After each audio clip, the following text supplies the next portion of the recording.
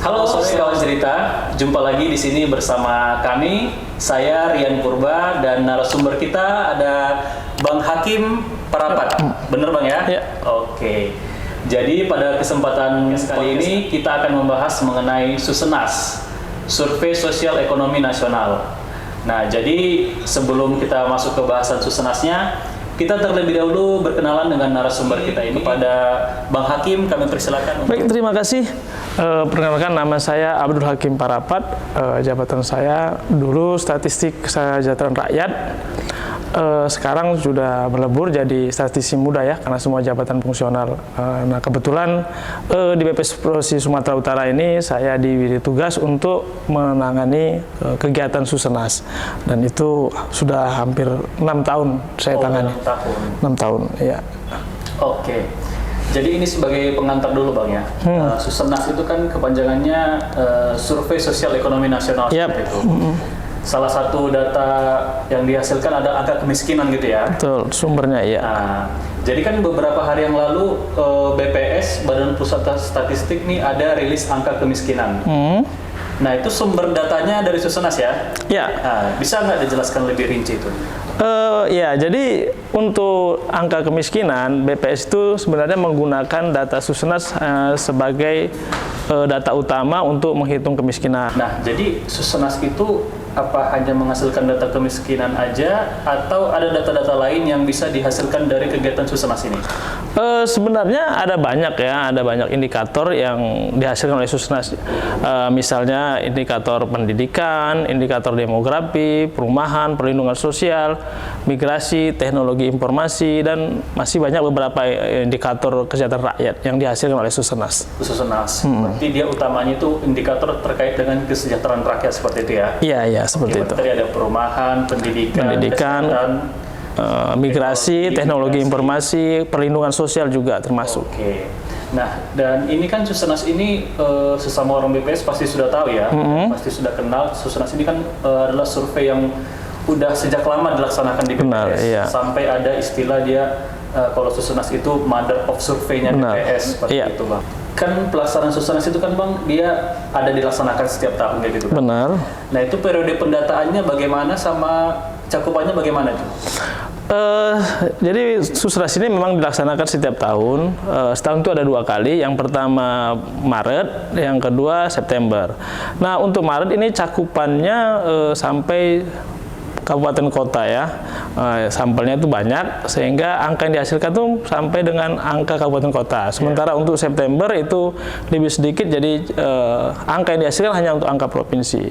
Nah, kemudian untuk indikator yang dihasilkan, secara umum memang angka indikator tersebut dihasilkan setiap tahun, terutama dari Susenas Maret. Nah, sementara untuk in-depth study, artinya untuk studi mendalam dari beberapa indikator kesejahteraan rakyat itu dilaksanakan 3 tahun sekali, yaitu untuk Susenas September. Sebagai contoh, misalnya untuk Susenas September tahun 2022 yang baru lalu, itu modul yang digunakan adalah modul MKP, modul kesehatan dan perumahan. Jadi di situ data-data indikator perumahan itu lebih digali lagi untuk untuk lebih mengetahui apa yang terjadi.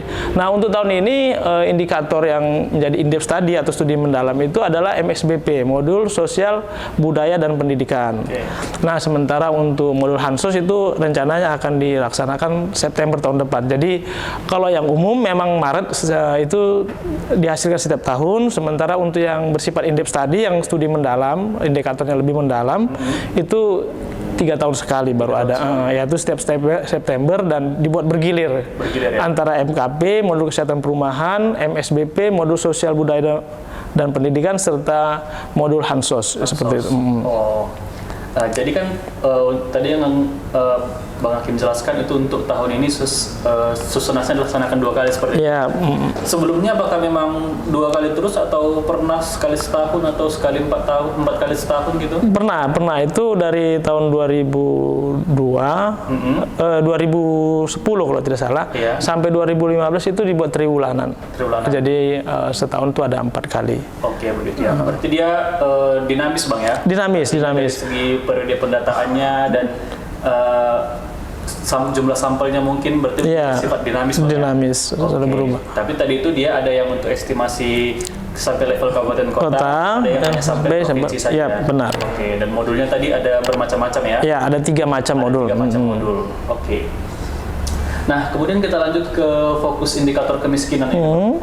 Jadi kan misalnya baru-baru ini yang rilis terbaru di BPS Sumatera Utara ada merilis kemiskinan di Sumatera Utara itu dia 8,33%. Yap. Nah, kira-kira untuk orang biar bisa gampang mengerti, gimana cara mengartikan angka itu, Bang?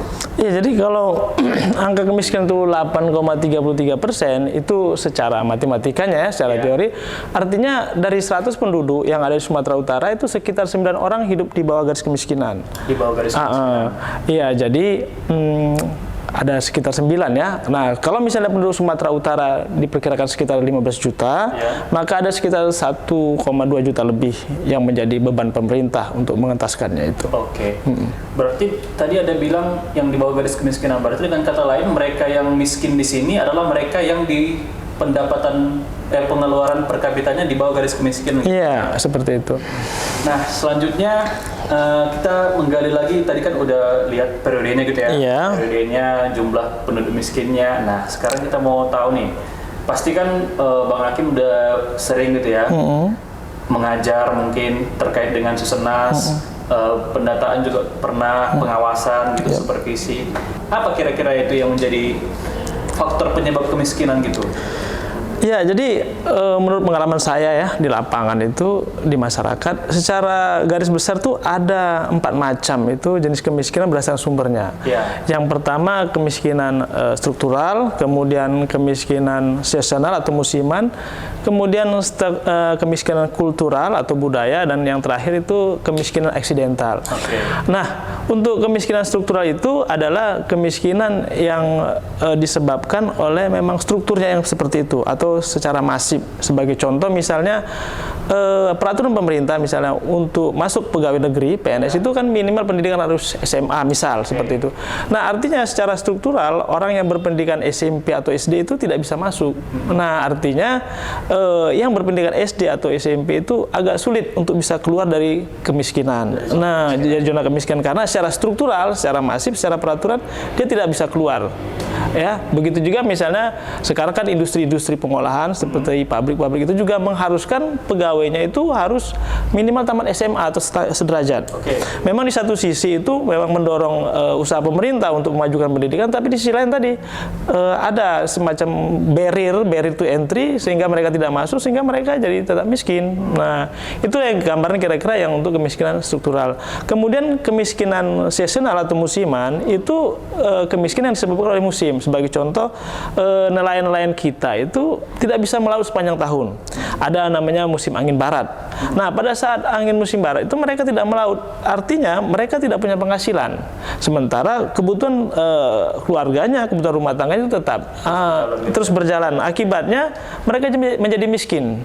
Artinya penghasilan 10 bulan atau mungkin 9 bulan itu dipakai untuk membiayai hidup selama setahun atau 12 bulan. Nah, hal ini juga terjadi untuk penduduk yang bekerja di perkebunan. Kalau di perkebunan itu ada namanya musim trek. Nah, ya kalau sedang musim trek misalnya seperti karet itu tidak bisa dideres gitu. Karena kalau dideres akan menyebabkan tanaman mati. Nah, pada saat itu mereka tidak punya pekerjaan. Nah, sehingga karena ini mereka mengutang begitu atau apa untuk memenuhi kebutuhan hidupnya, dan itulah salah satu faktor yang membuat mereka miskin. Nah, yang ketiga itu adalah kemiskinan kultural. Nah, kalau kemiskinan kultural ini karena budaya. Nah, biasanya kebiasaan-kebiasaan yang dilakukan masyarakat itu yang menyebabkan mereka miskin. Sebagai contoh, misalnya kebiasaan hidup boros. Nah, kemudian mabuk-mabukan, apalagi narkoba, itu sangat fatal itu, sehingga hampir dipastikan akan orang yang narkoba itu akan jatuh miskin seperti itu. Nah, yang terakhir kemiskinan aksidental ya, ini kejadian misalnya karena kecelakaan, karena bencana alam, atau karena penyakit misalnya. Sebagai contoh misalnya seseorang yang kaya tiba-tiba rumahnya terbakar, hartanya habis terbakar semua sehingga menjadi menjadi orang miskin. Atau sebagai contoh yang kemarin kasus di tsunami Aceh, itu kan rata semua sehingga ya boleh dipastikan penduduk segitu menjadi orang miskin. Seperti itu namanya kemiskinan yang eksidental. Jadi kan dari yang faktor-faktor tadi kan ada yang faktor karena musim, faktor karena budaya, yang eksidental atau yang tiba-tiba seperti sama yang satu lagi struktural tadi. Nah, tentunya kan orang ingin lepas dari kemiskinan. Benar, atau tidak ingin menjadi miskin. Nah, kira-kira bagaimana caranya supaya bisa mengentaskan kemiskinan tersebut? Iya, langkah pertama harus diketahui sumbernya dulu. Ibaratnya penyakit harus tahu dulu sumber penyakitnya begitu. Nah, pemerintah dalam hal ini harus mengetahui kira-kira penyebab kemiskinan di suatu wilayah itu apa dari yang 4 tadi. Bisa salah satu atau bisa kombinasi dari beberapa faktor, dari keempat faktor tersebut. Nah, setelah kita tahu penyebabnya, baru langkah yang kedua adalah bekerja sama semua pihak gitu. Ini tidak bisa hanya pemerintah saja atau pihak swasta saja, tapi harus selama ada 3 pihak dalam hal ini, yaitu pemerintah, pihak swasta, dan masyarakatnya sendiri, masyarakat miskin sendiri. Nah, untuk pemerintah misalnya bisa mencari alternatif untuk mengentaskan kemiskinan. Sebagai contoh tadi ya, penduduk yang miskin karena musiman, seasonal itu, pemerintah bisa mencari alternatif pekerjaan mereka. Contoh misalnya pada saat angin musim barat, nelayan itu dikasih keterampilan untuk bisa bekerja. Jadi pada saat angin musim barat, mereka tidak menganggur. Tetap ada penghasilan. Itu akan membuat mereka lepas dari kemiskinan. Yang kedua, misalnya yang musim trek tadi kan, nah ini kerja kebun juga harus dipikirkan pemerintah. Nah, itu salah satu usaha pemerintah, termasuk yang tadi yang struktural.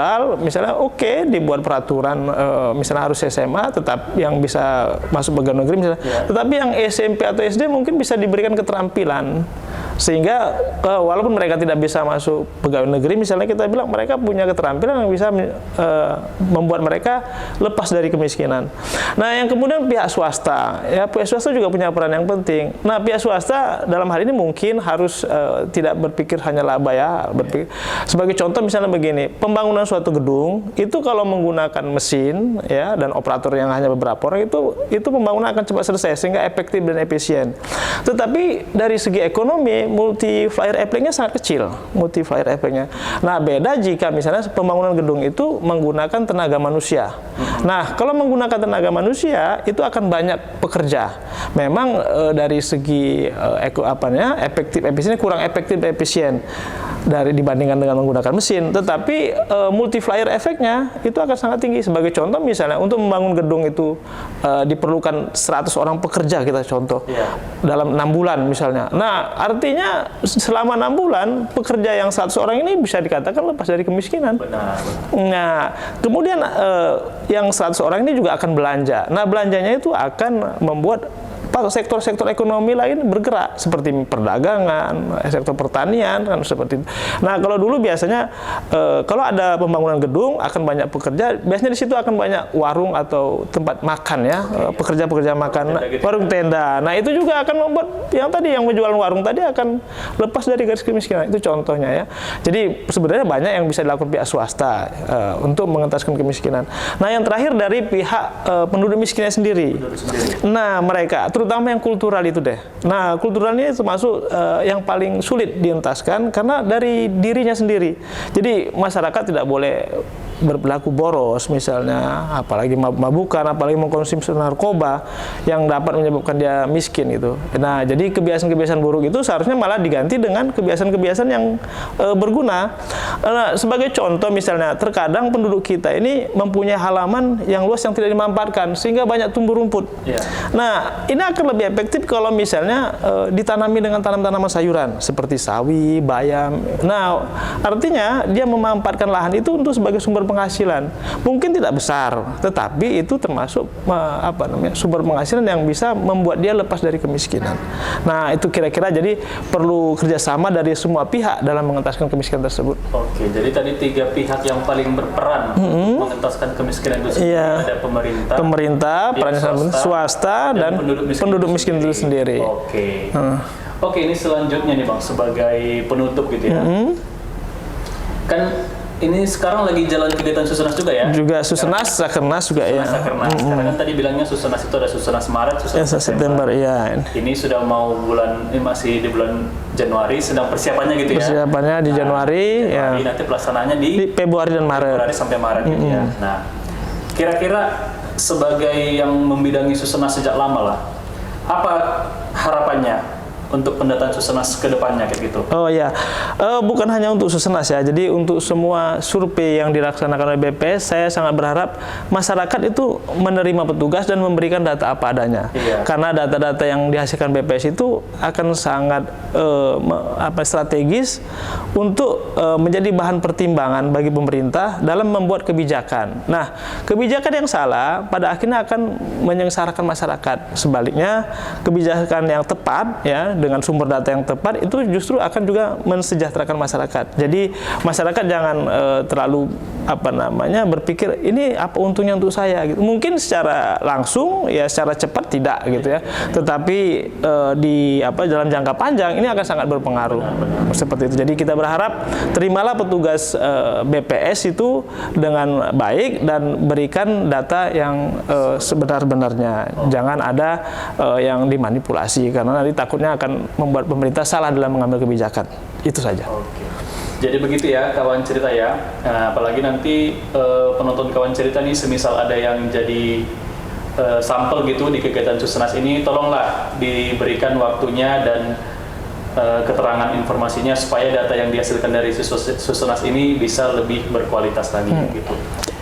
Jadi sekian saja pembahasan mengenai topik kita hari ini mengenai mengenal Susenas. Kami ucapkan terima kasih kepada Bang Hakim yang sudah menyediakan waktunya sebagai sama-sama. Semoga tetap sehat-sehat Bang ya. Iya, sama-sama. Dalam pekerjaannya juga tetap lancar. Oke kawan cerita, sekian topik bahasan kita kali ini mengenai Susenas dengan narasumber yang sangat berpengalaman dan sangat informatif. Kita berjumpa di lain kesempatan lagi. Jangan lupa untuk like, share, dan subscribe YouTube Paskaliba, program asik siniar kenali perubahan.